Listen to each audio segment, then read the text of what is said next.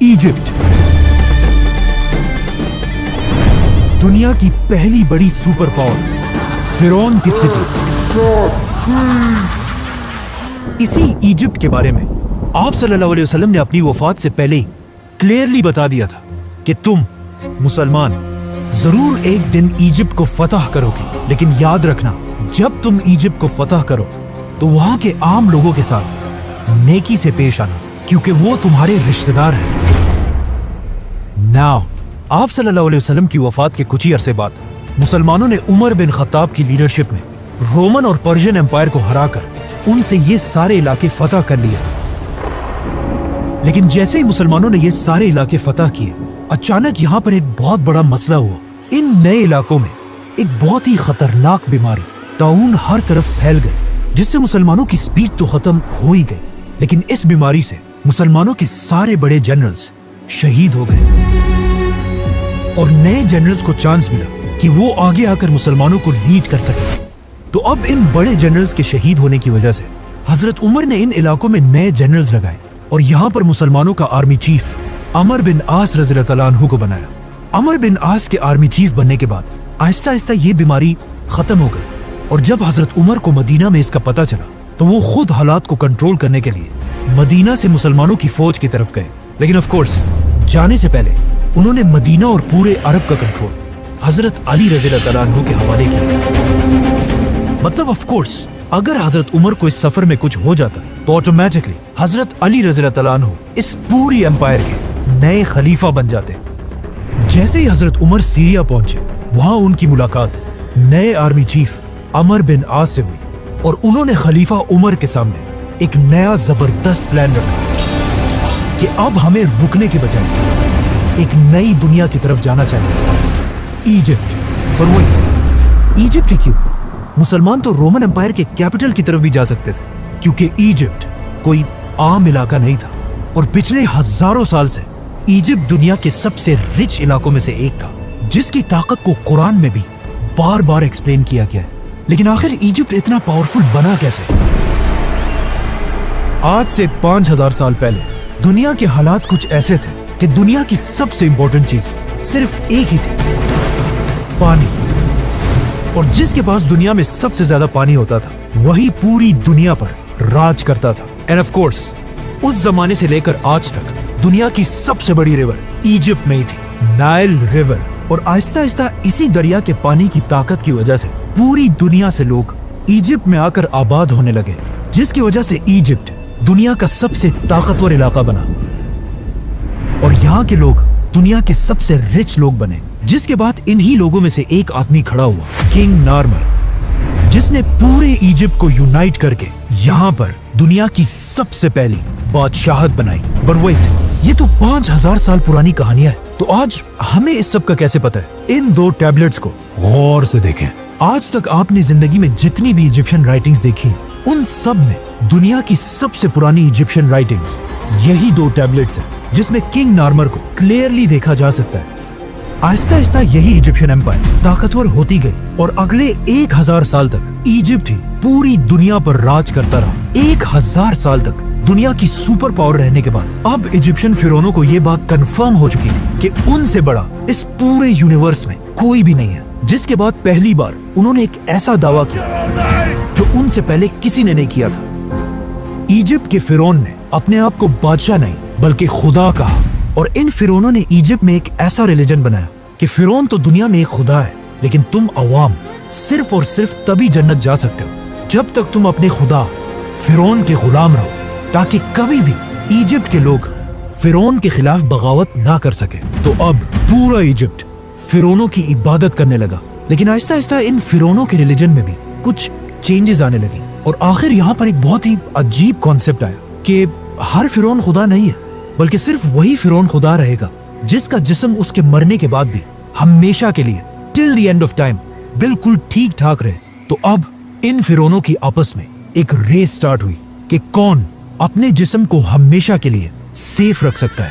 تو اب فرعون اپنے جسموں کے ساتھ ایکسپیریمنٹس کرنے لگے، جس سے دنیا میں پہلی بار ممیز کا کانسیپٹ آیا. تو اب جیسے ہی کوئی فرعون مرتا تھا تو اس زمانے کے سرجنز سب سے پہلے اس فرعون کے جسم سے سارا خون نکال دیتے تھے اور اس کے بعد उस फिरौन की नाक में एक कुंडा, एक हुक डालकर उसके दिमाग को उसके नाक से ही बाहर खींच लेते थे, जिसके बाद उसके जिस्म से सारे ऑर्गन्स, लंग्स, जिगर, गुर्दे सब निकाल लिए जाते थे, लेकिन सिर्फ दिल को बिल्कुल सेफ एक जार में रख दिया जाता था। जिसके बाद इस फिरौन के खाली जिस्म को बहुत ही केयरफुली अगले 40 दिन के लिए पानी में रख दिया जाता था, और इस पानी में एक स्पेशल नमक मिक्स किया जाता था। 40 दिन के बाद फिरौन को निकालकर उसके खाली जिस्म को रेत से भर दिया जाता था, ताकि वो हमेशा के लिए अपने सही शेप में रहे। और फिर फाइनली फिरौन के जिस्म पर तेल और हनी लगाकर उसके जिस्म पर हमेशा के लिए व्हाइट पट्टियां बांधी जाती थी, और फिर उसे एक बहुत ही महंगे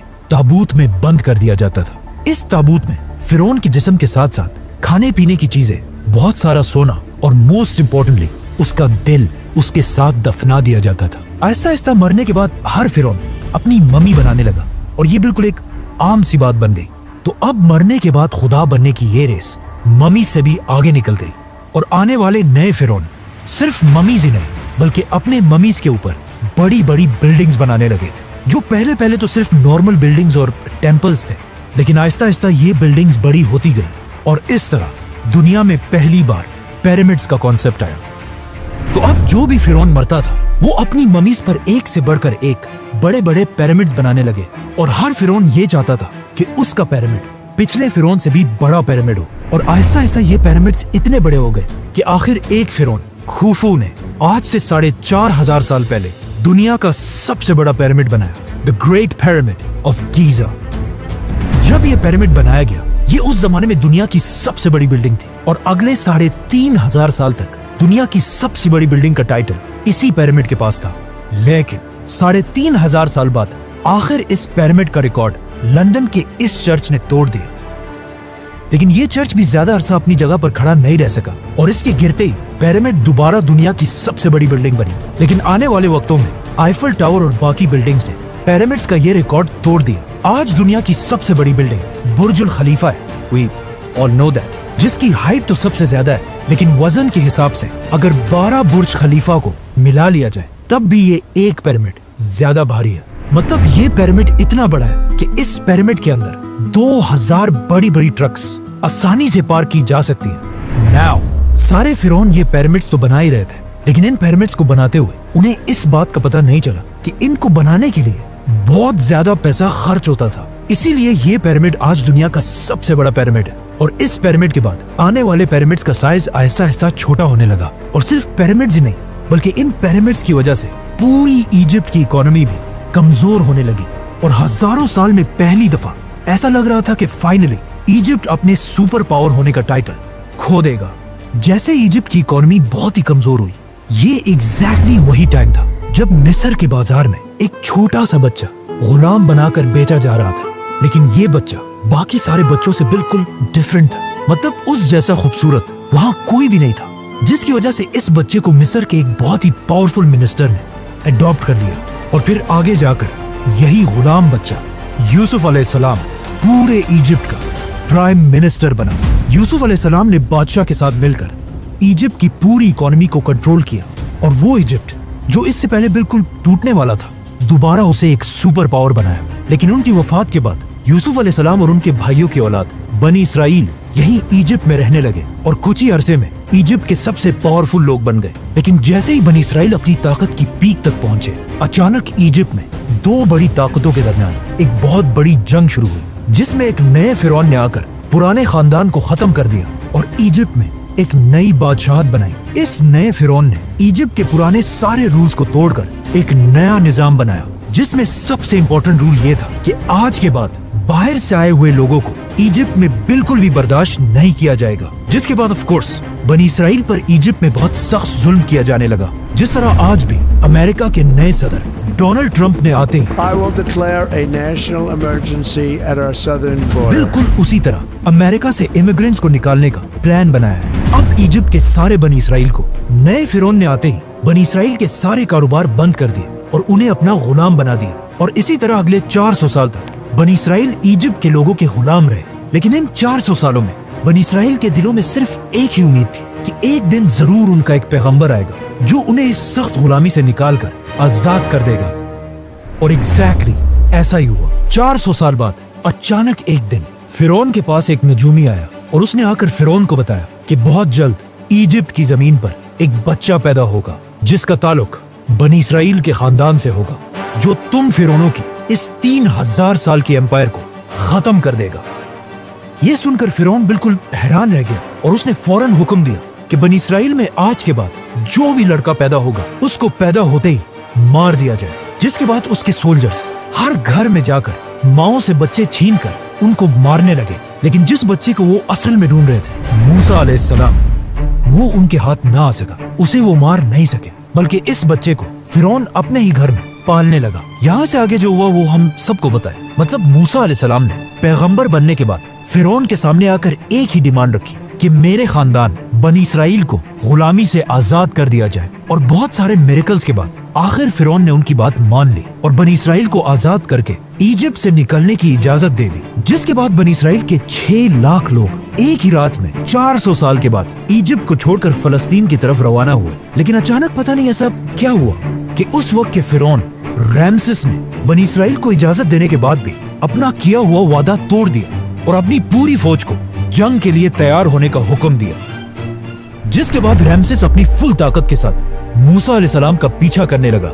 लेकिन जैसे ही वो बनी इसराइल को खत्म करने के लिए उनके बिल्कुल करीब पहुंचा, एग्जैक्ट उसी वक्त अल्लाह ने मूसा अलैहिस्सलाम और बनी इसराइल को बचा लिया और रैमसेस, फिरौन और उसकी पूरी फौज को इस पानी में गर्क कर दिया। अब यहाँ पर एक बहुत बड़ा मसला है कि मूसा अलैहिस्सलाम का जिक्र इजिप्ट की पूरी हिस्ट्री, टैबलेट्स, राइटिंग्स में कहीं भी नहीं है। मूसा अलैहिस्सलाम की स्टोरी हमें सिर्फ बाइबल और कुरान में मिलती है। लेकिन एक चीज हिस्ट्री और इन आसमानी किताबों में कॉमन है। मतलब आज दुनिया का हर हिस्टोरियन इस बात को मानता है कि मूसा अलैहिस्सलाम के दौर के फिरौन रैमसेस के मरने के बाद इजिप्ट कभी भी दोबारा अपने पैरों पर खड़ा नहीं हो सका। मतलब मूसा अलैहिस्सलाम ने सिर्फ एक फिरौन को नहीं बल्कि इजिप्ट के पिछले 3000 साल की हुकूमत को हमेशा के लिए खत्म करने की शुरुआत की थी। रैमसेस इजिप्ट का आखिरी बड़ा फिरौन था जिसने अपने आप को और अपनी पूरी फौज को अपने गुरूर की वजह से खत्म कर दिया था। जिसके बाद पूरी दुनिया को यह समझ आ गई कि फिरौन कोई खुदा नहीं बल्कि सिर्फ एक आम इंसान है। जिसके बाद यहाँ से पहली दफा इजिप्ट अपना सुपर पावर का टाइटल आहिस्ता आहिस्ता खोने लगा और यहाँ के हालात इतने खराब हुए कि आज तक इस दौर को डार्क एजेस के नाम से याद किया जाता है। जिसके कुछ ही अरसे बाद इजिप्ट के पास फलस्तीन में दुनिया की एक नई सुपर पावर सामने आई जिसके बादशाह का नाम था सुलेमान अलैहिस्सलाम। इसी तरह आने वाले वक्तों में इजिप्ट की ताकत कमजोर होती गई और इतनी कमजोर हुई कि बहुत सारी एम्पायर्स ने यहाँ पर हमला करके इसे फतह किया, जिनमें से एक बादशाह का नाम था अलेक्जेंडर द ग्रेट। लेकिन अलेक्जेंडर द ग्रेट की एम्पायर के बाद फाइनली एक नई super power the great Roman empire ने आखिर इजिप्ट को फुल ताकत के साथ फतह किया और अगले 600 साल तक रोमन एम्पायर ही इजिप्ट पर राज करती रही और कोई भी उनसे इजिप्ट छीन नहीं सका। लेकिन अब फाइनली 600 साल के बाद रसूलुल्लाह सल्लल्लाहु अलैहि वसल्लम की हदीस के पूरे होने का टाइम आ चुका था और मुसलमान उमर बिन खत्ताब की खिलाफत में रोमन एम्पायर से इजिप्ट छीनने के लिए उसके दरवाजे पर खड़े थे। सब्सक्राइब। वीडियो आपको कैसी लगी कमेंट करके बताइए और लाइक कर दीजिए, सब्सक्राइब कर दीजिए। अच्छी लगी है तो वीडियो प्लीज़ हेल्प मी करें।